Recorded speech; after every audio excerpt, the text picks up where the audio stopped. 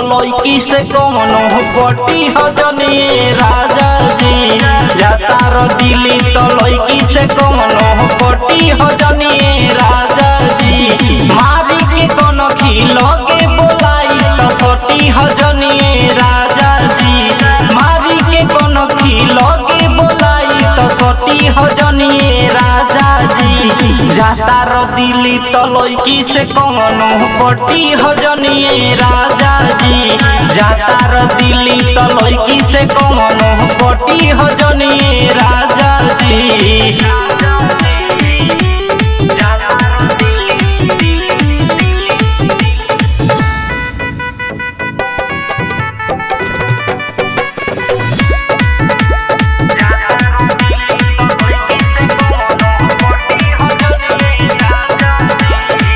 प्यार के कसम बाटे जौनी तू भुलाई हा।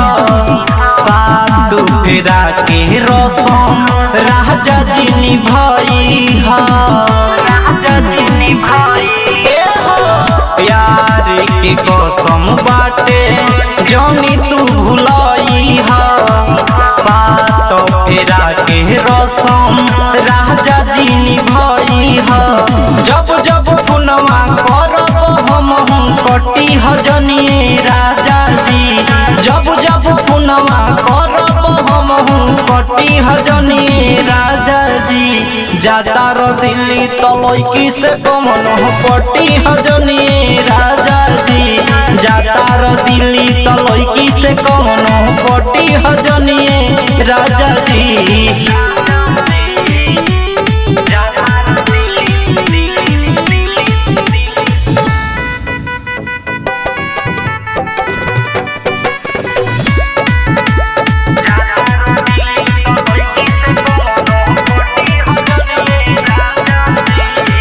राइटर पप्पू पिया भूली हो न बतिया।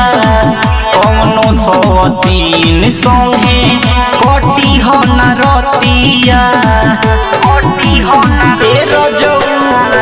फैशन प्रेमी गोलू भूली हो न बतिया। कौनो सौतीन संगे कटी हो न रतिया। लाते से हमार बतिया गोविंद दबी हजनी राजा जी। लाती से हमार बतिया सूरज दबी हजनी राजा जी। जाता रो दिल्ली तो लड़की से कौनो पटी हजनी राजा जी। जाता रो दिल्ली तो लड़की से कौनो पटी हजनी राजा जी। पटी हजनी राजा जी।